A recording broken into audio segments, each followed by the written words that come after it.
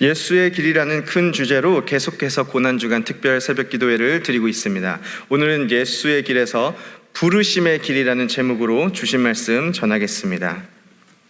어떤 한 고등학생이 시험 기간이 되었는데 공부하는 것이 너무 힘든 거예요. 졸린데 밤늦게까지 앉아있는 것도 힘들고 외워야 할 것들도 너무 많고 문득 내 인생은 이렇게 살아가는 것인가 라는 생각이 들려던 차에 한 줄기 빛과 같은 주님의 음성이 들리는 것입니다. 수고하고 무거운 짐진 자들아 다 내게로 오라. 내가 너희를 쉬게 하리라.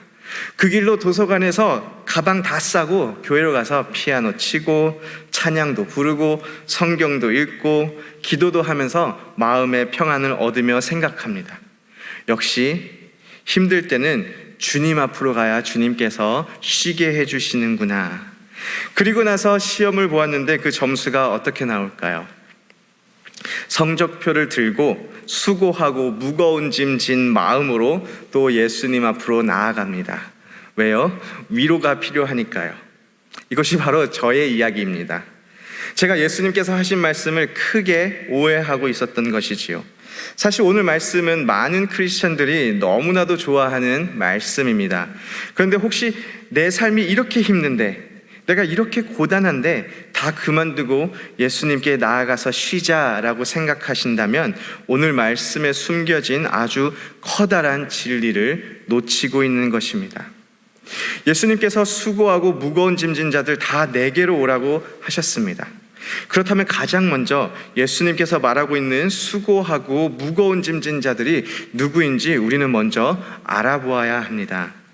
당시 예수님의 말씀을 듣고 있던 유대인들을 떠올려 보기를 원합니다.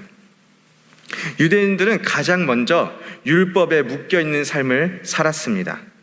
율법을 지켜야만 구원을 얻는다고 믿었습니다.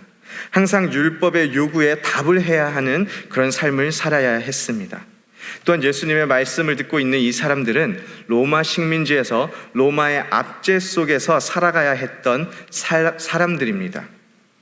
삶이 아주 고단한 사람들이었죠. 단순히 지금 할 일이 많아서 밥벌이가 힘들어서 혹은 인간관계에 어려움이 있어서 지금 힘든 시간을 지내고 있는 사람들이 아니라 태어나서부터 이 사람들은 율법의 삶의 무게에 눌려있는 사람들이었습니다.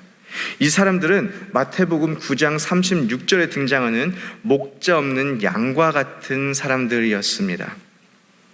이런 사람들에게 다 내게로 오라 라고 예수님께서 말씀하십니다.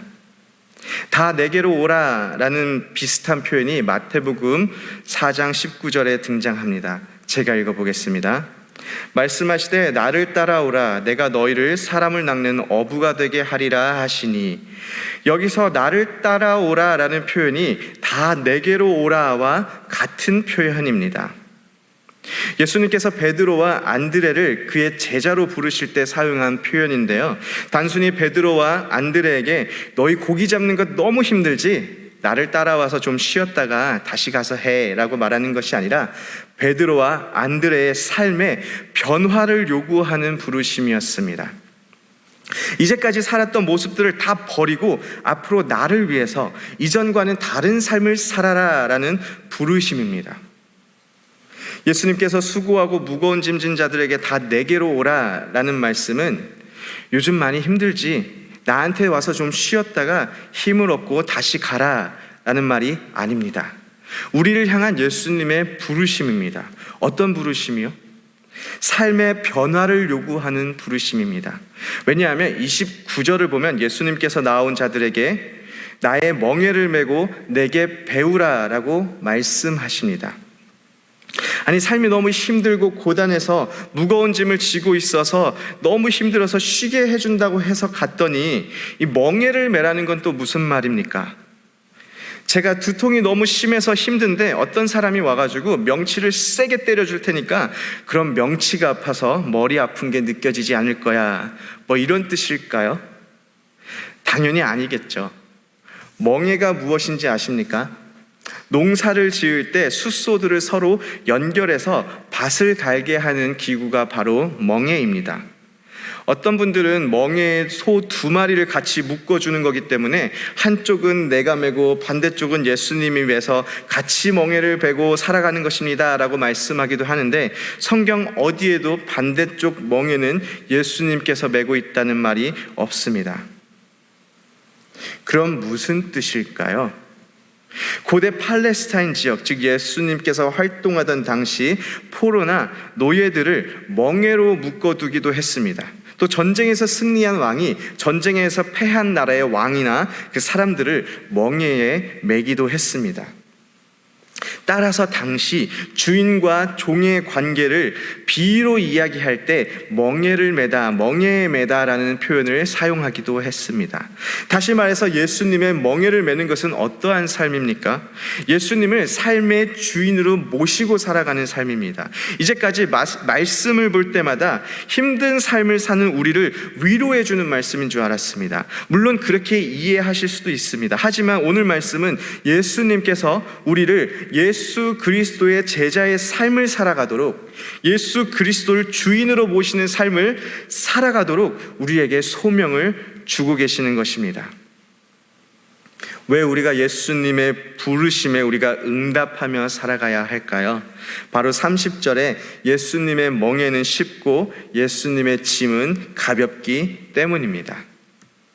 그런데 세상을 살아가면서 세상적인 관점에서 예수 그리스도의 멍에를 메고 살아가는 삶이 쉬운 삶입니까? 이 세상 속에서 예수 그리스도의 가치관을 가지고 예수 그리스도가 원하시는 삶을 살아가는 것이 정말 쉬운 삶입니까? 정답은 쉽지 않다입니다. 세상 속에서 예수 그리스도의 제자로 예수 그리스도의 부르심에 응답하는 삶은 좁은 길을 걸어가는 삶입니다. 그리고 거친 길을 걸어가는 삶입니다. 그럼에도 우리가 그 삶을 걸어가야 하는 것은 그 길 끝에는 기쁨과 행복 그리고 승리가 있기 때문입니다. 그리고 그 길을 걸어가는 우리에게 예수님께서는 쉼을 약속해 주십니다. 28절이지요. 다 내게로 오라, 내가 너희를 쉬게 하리라. 그리고 29절입니다. 나의 멍에를 메고 내게 배우라. 그리하면 너의 마음이 쉼을 얻으리니. 여기서 쉼은 곧 안식인데요. 지금 당장 우리가 누리는 안식과 그리고 장차 미래에 우리가 누리게 될 안식을 말하고 있습니다. 이것은 하나님과의 관계 속에서 우리가 누리게 되는 안식을 말합니다. 이제까지는 우리가 우리의 삶의 주인이었기 때문에 내가 어떻게 해보려고 아둥바둥 수고하고 애썼다면 예수 그리스도의 멍에를 매는 것으로 우리의 삶의 주인이 우리가 아니라 예수 그리스도라는 사실을 인정하고 살아가는 것에서 예수 그리스도께서 우리의 삶을 책임져 주신다는 그런 자유와 안식을 경험하게 될 것입니다.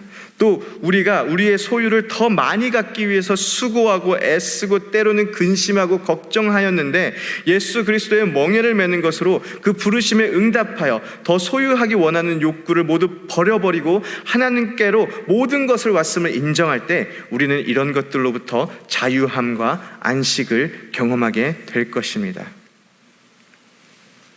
우리 크리스천들이 너무나 좋아하는 성경 구절이 하나 더 있습니다. 바로 시편 23편이 아닐까 합니다. 시편 23편 1절에는 여호와는 나의 목자시니 내게 부족함이 없으리로다 라고 말을 합니다. 우리는 시편 23편 1절을 읽을 때 내게 부족함이 없으리로다 라는 말에 눈이 커지고 힘을 얻고 위로를 얻습니다. 그런데 내게 부족함이 없을 때, 그때가 언제냐면 여호와 하나님께서 나의 삶의 목자 되실 때입니다.